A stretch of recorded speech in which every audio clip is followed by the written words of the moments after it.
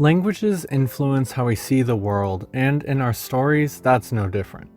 The use of our own language versus alien or foreign languages with subtitles, or even without subtitles, can completely change the impact of a scene or even an entire film. And two of the best for this are, of course, Star Wars and Lord of the Rings. So let's jump in and look at how these fantastic films use language to amplify their emotional cores. This is the Deep Dive. This is primarily a Star Wars channel, at least for now, so let's start with Star Wars. In A New Hope, we're introduced to many fictional alien languages, including the Jawa language, Huttese, droid beeps and whistles, and a variety of others.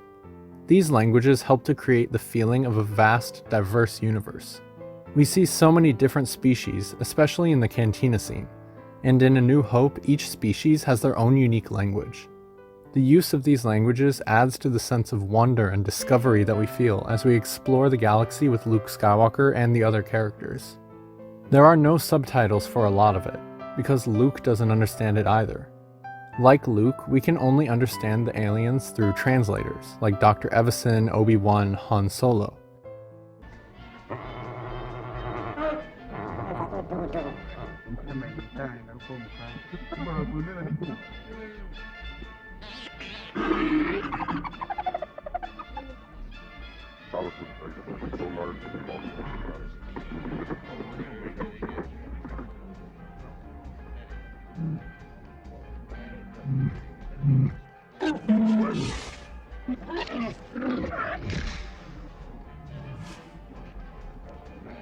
He doesn't like you. I'm sorry. The Tusken Raider language and the Jawa language in Episode 4 are very distinct as well, instantly showing first-time viewers what those two cultures are like just by listening to them.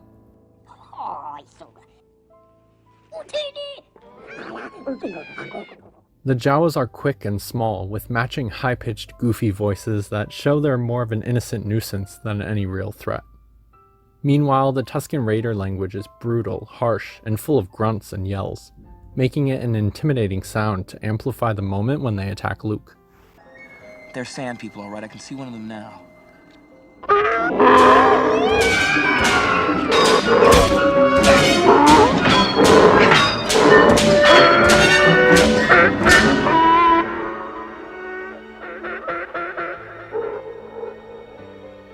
Moving on to Star Wars Episode 5, The Empire Strikes Back, we see the return of Huttese and the Wookiee language Shrirook.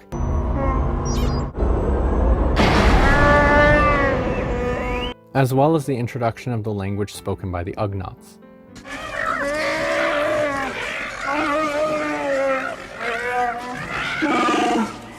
Once again, these languages help to create a sense of diversity and exoticness for the Star Wars universe. For example, when C-3PO is insulted by a droid in Huttese, it creates a comedic moment to break the tension, as the audience doesn't fully understand what was said. Oh, nice to see a familiar face. Ichuta. How rude. But it also increases the intrigue and sense of unknown danger as C-3PO walks into a trap and gets destroyed. That sounds like an auto unit in there. I wonder if... Hello? How interesting. Who are you? Oh my. Oh, I'm terribly sorry. I didn't mean to intrude. No, please don't get up.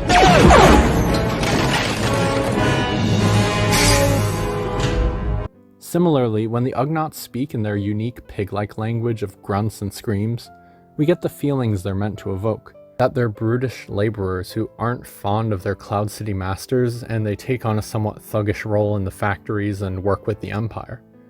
The use of these languages helps to flesh out the world of Star Wars and to make it feel more alive, while also amping up the tension and the emotional beats. Moving on to Star Wars Episode 6, Return of the Jedi, we see the return of several familiar languages, along with a big dose of Huttese, and the introduction of Ewokese. The use of the Ewok language for these adorable little guys is particularly effective in creating that sense of childlike wonder and innocence for them, to balance out their later murder streak and how they apparently want to eat the heroes. But when C-3PO speaks to the Ewoks in their own native language, we can see how fascinated they are by the shiny golden droid, and how adorable and innocent and down-to-earth their precious little culture is. This helps to create that sense of connection between the Ewoks, the other characters, and the audience, which is important later in the film when they come to help the rebels. It also helps us to empathize with them, and to fear for them as the Empire invades their home, and also to cheer for them as they fight back in the end. In addition to creating atmosphere and positive connections between characters, alien languages are also used to add emotional weight to certain scenes, especially tension. For example, Jabba the Hutt only uses his native Huttese through a translator, and that shows that he's powerful enough and confident enough with his forces that he has no need to learn the Galactic Basic, Star Wars' term for English or whatever language it's been dubbed into. He knows what he knows, and everyone else has to adapt to him. It shows his confidence and his strength in the situation, the same way that Leia's initial introduction as the bounty hunter Bosch creates a sense of foreboding and mystery around her, as she speaks a strange language that even Jabba doesn't know. Moving on to the prequel trilogy, we see the introduction of many new alien languages. In Star Wars Episode 1, The Phantom Menace, we hear characters speaking in Gunganese, some Neimoidian, and other languages. The use of these various languages helps to create a sense of political intrigue and power struggle between factions. The Naboo, who we're supposed to connect with the most, speak Galactic Basic, or English, or whatever language your version has been dubbed into. The Gungans are good guys, but outsiders, so they have a unique accent when they speak their Galactic Basic, and they occasionally slip into their own alien language. And the Neimoidians too speak mostly Galactic Basic, but always with a strong accent and a very unique way of phrasing things. Padme has her own alien accent too, when trying to act as Queen Amidala and speak with that monotone voice to disguise her identity and remain aloof over things. Beware, Viceroy. The Federation has gone too far this time. We would never do anything without the approval of the Senate. You assume too much. We will see. Each faction having their own unique accent and linguistic traits helps to distinguish them as different cultures and species competing in the political struggles of the planet. And Darth Sidious and Darth Maul speaking most similarly to the Naboo and the Jedi emphasizes how they're secretly playing both sides.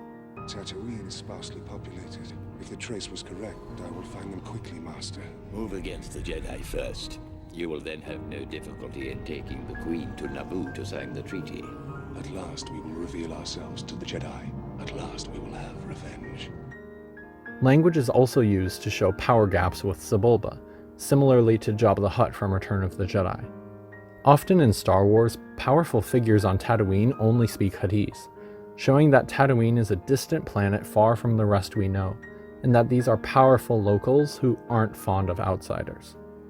But Anakin's ability to speak and understand Huttese with Sebulba shows his deep involvement in that world and his connection to it.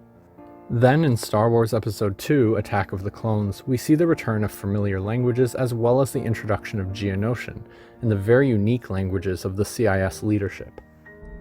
The Techno-Union Army is at your disposal, Count. The banking clan will sign your treaty. Good, very good. The use of these languages helps to create a sense of danger, conflict, and misunderstanding. When the Geonosians speak in their language, we can sense their hostility towards the Republic and the Jedi,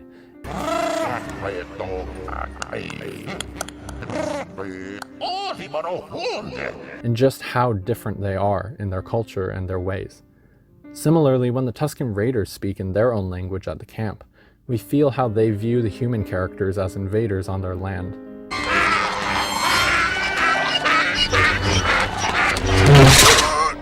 The use of these languages helps to create a sense of tension and conflict that drives the plot forward, identifying the different factions that we're supposed to care about. The CIS leadership being a very diverse group of aliens, each with their own very unique standout language, helps to establish them as a diverse group that's coming together for a cause. It also helps to establish them as beyond the Republic and antagonistic toward it as outsiders. It also helps to highlight just how homogeneously human the Empire becomes later in the original trilogy. While this is partially due to the development of CGI and new movie special effects technologies between the films, it also has story purpose. The Empire being almost entirely human shows their style of government for the controlling, discriminatory organization that it is. But with this new juxtaposition to the diversity of the CIS leadership in the prequels, that just becomes even more clear. This is made even more impactful when you consider the expanded lore of the books, where it's revealed that Darth Sidious purposely got a variety of aliens to lead the CIS, so that when he declares the Republic as Empire, it will be easier for him to turn the galaxy against aliens in general and create a more homogeneous empire based on his own species, humans. Then, in Star Wars Episode 3, Revenge of the Sith, we once again see the return of many familiar languages. There aren't many notable new languages added, and most of the story stays in Galactic Basic for the audience to fully soak in the deep political and personal drama. But alien languages still make occasional appearances to show the diversity of worlds in the Clone Wars and to highlight key emotional moments, like the sad grunts of Chewbacca and Tarful as they help Yoda escape Order 66. Goodbye, Tarful. Goodbye, Chewbacca. Miss you, I will. The use of alien languages in Star Wars is a crucial element to creating the atmosphere, feeling, and emotional beats of the story. Each language serves a specific purpose, whether it's to create a sense of diversity and wonder, to deepen our understanding of certain characters, or to heighten tension and conflict. Without the use of these languages, the world of Star Wars would not feel as rich and complex as it does. It just wouldn't feel as real. And moving on to a similarly impactful but very differently implemented use of language in film, we have The Lord of the Rings, primarily featuring Elvish and the Black Speech of Mordor. These languages were developed by J.R.R. Tolkien for his books, and they serve to add a special depth and richness to the world of Middle-earth. The use of these languages in the films helps to create a sense of authenticity and immersion that draws the viewer into the story, keeping them authentic to the books, but providing a new depth to key moments. One reason why the use of constructed languages in The Lord of the Rings was so effective is because they were used sparingly. Characters only speak those languages when it's necessary for both the story and the emotional beat of the scene. Elvish is used when elven characters are acting mysteriously, when characters are having secret conversations, or when emotionally intense moments happen between Elvish-speaking characters. Yet, in every other instance where two Elvish-speaking characters talk, even if it's just between them, they speak English so that the audience can better follow the emotional intensity of the conversation. For example, when Arwen and Elrond debate her going to the Grey Havens to leave Middle-earth forever, most of that conversation is in English until the final exchange when they switch to Elvish just to say they love each other. Arwen.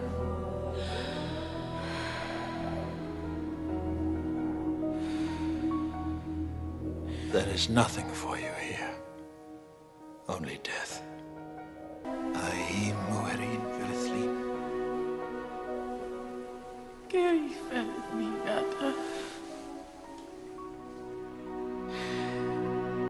In real life, this father and daughter would most likely have this entire conversation in their own native tongue. But for the sake of drama in the movie, they speak Elvish only for the most impactful words, which gives a lot of extra weight to them and makes it easier for the audience to follow most of the conversation without subtitles. It's like the famous saying about musicals that characters talk until the emotions run high and then they naturally start to sing their feelings. Well, when it comes to language and film, the rule is no different. Characters speak English or the dubbed language until emotions run high, and then they naturally slip into their own native tongue with subtitles for extra impact. But it doesn't always have to be like this. It works in the opposite way too. One of the best examples of this ever is Aragorn talking with Legolas at Helm's Deep. Look at them. They're frightened. I can see it in their eyes.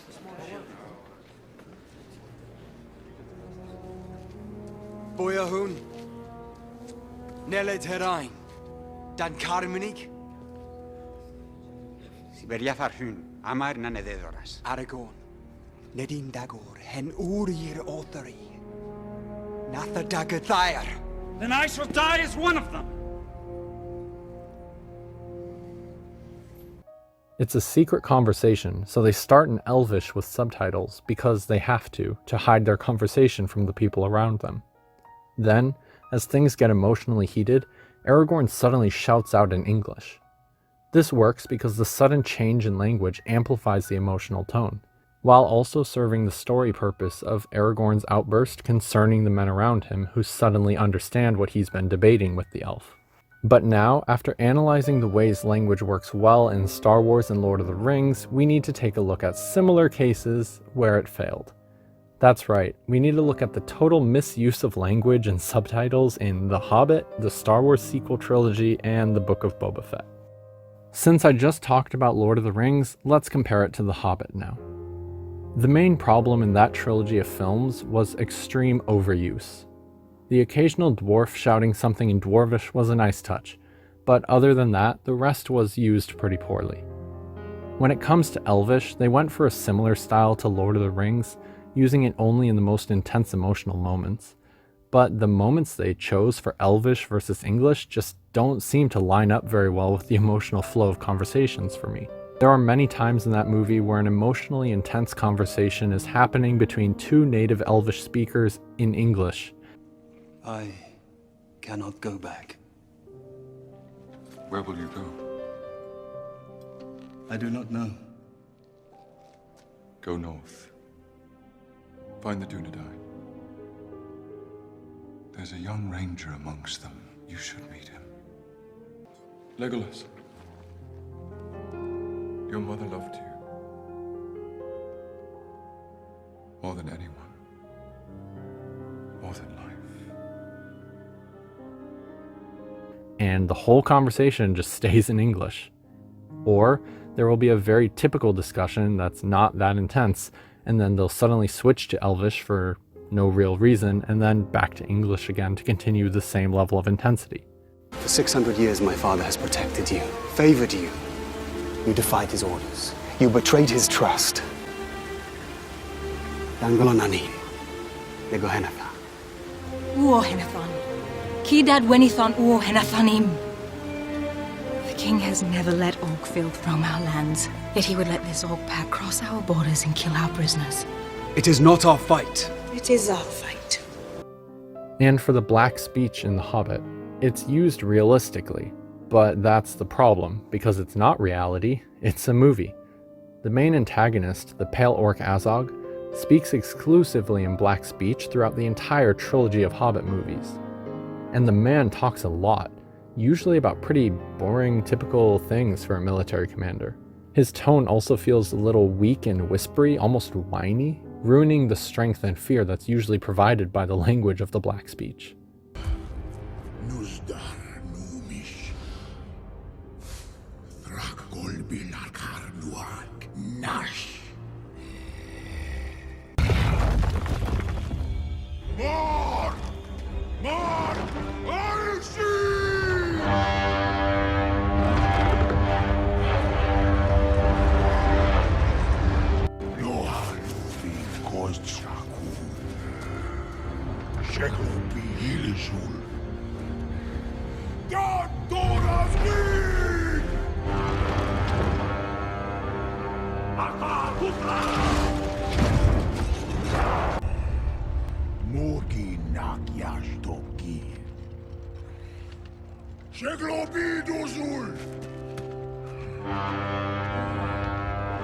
Just compare this example of Sauron from The Lord of the Rings with this example of Azog from The Hobbit.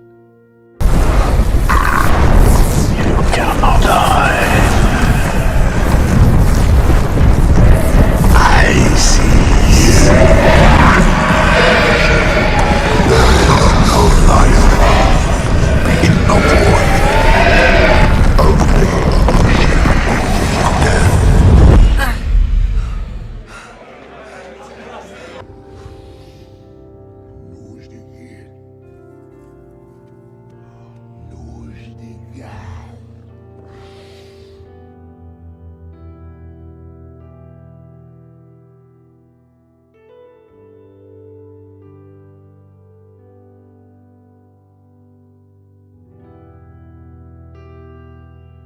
The first clip is infinitely scarier and way more intense. Azog using the black speech all the time as a regular language is realistic for the character, and it makes sense in context, but it's just not good for storytelling. Just compare him with the Uruk-hai Lurtz, a very similar character from The Lord of the Rings. Which of these villains sounds more intimidating to you?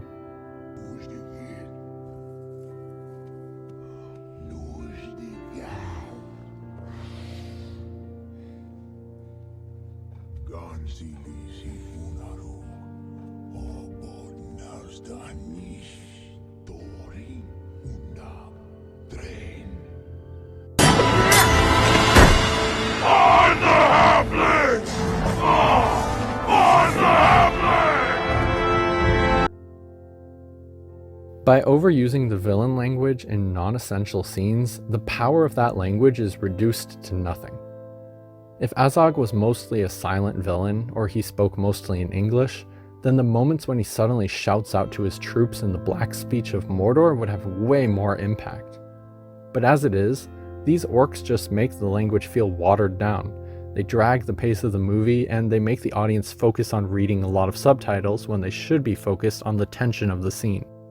These problems are also things that pop up in the Star Wars sequel trilogy and the Star Wars TV shows.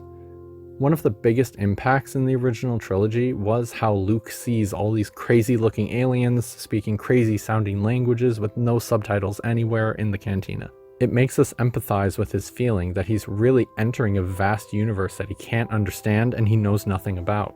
Compare that to The Force Awakens.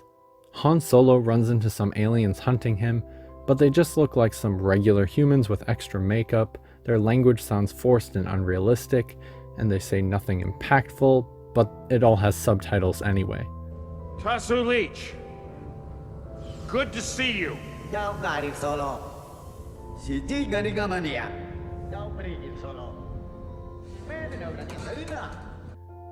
That's not scary, it's not intimidating, it's not funny, it's not anything. It's not even Star Wars, it feels more like Star Trek. Star Wars looks and sounds like this.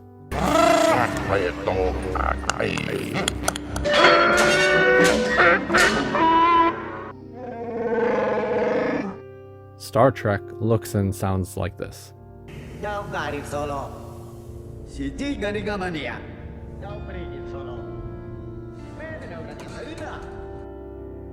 When the random human bounty hunter they showed first is equally as intimidating as this random alien bounty hunter, that means that the alien's design and presentation has failed so badly at its goal that it should have just been cut from the film and it serves no purpose.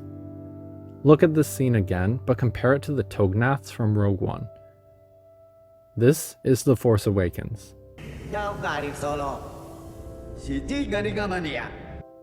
And this is intimidating aliens done right.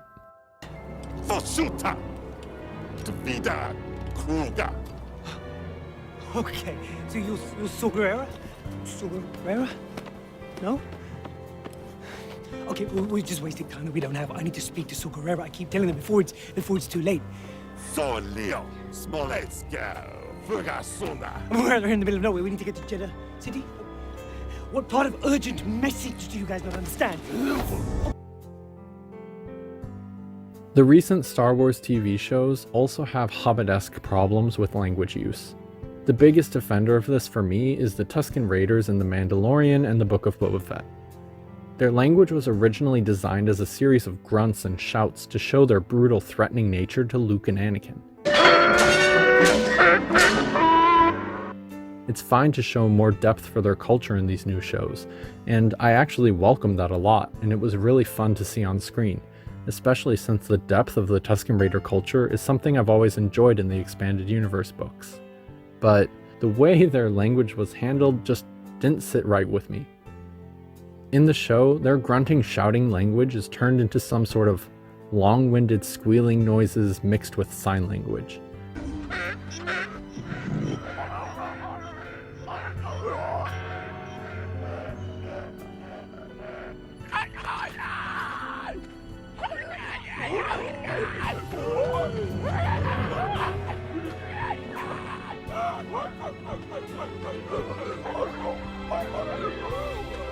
And they talk a lot. The constant squealing and hand gestures and grunting just makes them feel weaker, less authentic, less distinct, and less impactful as characters. This is intimidating and cool.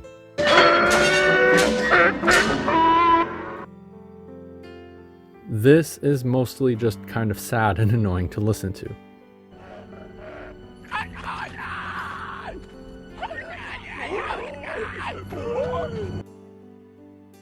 And their talking in this language just goes on forever in every episode. The key to the Tuscan language is that it comes in short, very impactful bursts.